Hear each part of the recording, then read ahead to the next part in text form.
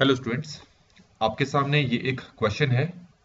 Late a line perpendicular to the line. Question में कहा है कि आपके पास एक लाइन है जो कि इस लाइन पर परपेंडिकुलर है। टच दी पैराबोला। पर वो क्या कर रहा है, जिस लाइन के बारे में बात कर रहे हैं वो इस पैराबोला को तो टच कर रहा है और इस पर परपेंडिकुलर है।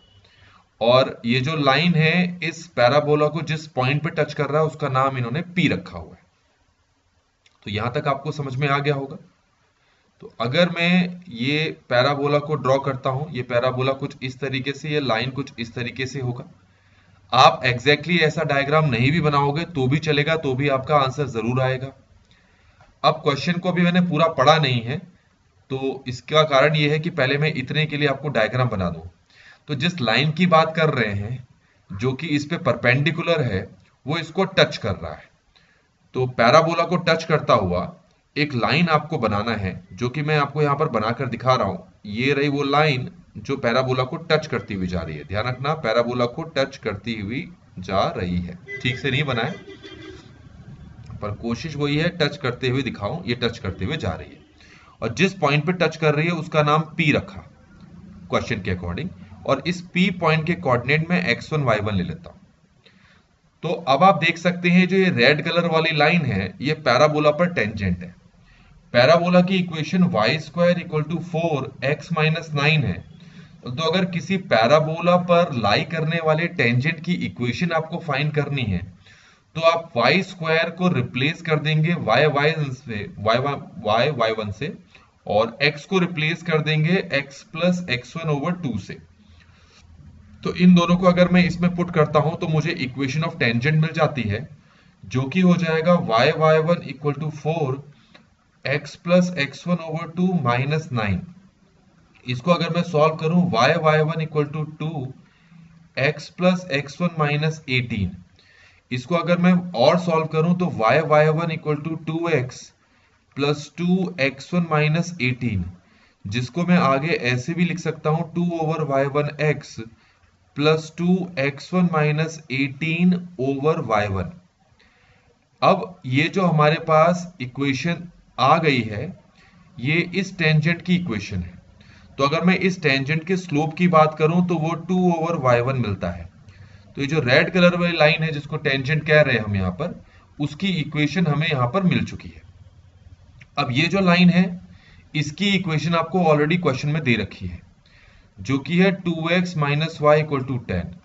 मैं इसको y equal to 2x minus 10 लिख सकता हूं।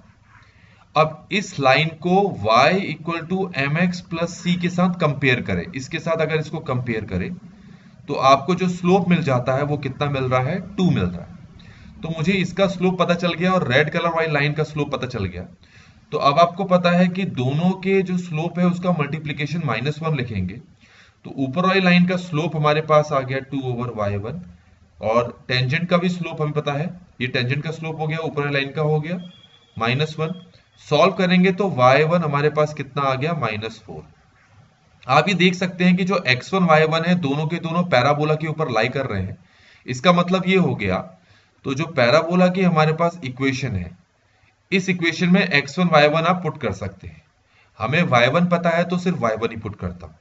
तो ये हो जाएगा 16 इक्वल टू 4x माइनस 9। ये 4 4 16 हो गया। आप खुद सॉल्व करके देखें तो x की वैल्यू 13 आ रही है यहां पर। ठीक है, तो y1 पुट किया तो at the same time x1 भी पुट करना था, तो y1 इसकी जगह पुट करके हमारे पास x आ गया। x का मतलब ये आपका x1 आ गया। तो फाइनली जो p पॉइंट है उसके कोऑर्डिनेट हमें यहां पर पता चल गए हैं। क्या मिल गए हैं आपको, 13 -4। अब वो जो सर्कल है हमें उसका सेंटर फाइंड आउट करना है। कहां दे रखा है ये सर्कल, क्योंकि इसके सेंटर से पी पॉइंट तक का डिस्टेंस निकालना है। तो इसके सेंटर को निकालने का फॉर्मूला होगा -12 coefficient of x। Coefficient of x कितना है, -14, -12 कोफिशिएंट ऑफ y कितना है, -8। इसको सॉल्व करेंगे तो ये 7 कॉमा कितना आ गया, 4। तो हमें यहां पर जो सर्कल है उसका सेंटर मिल चुका है 7,4।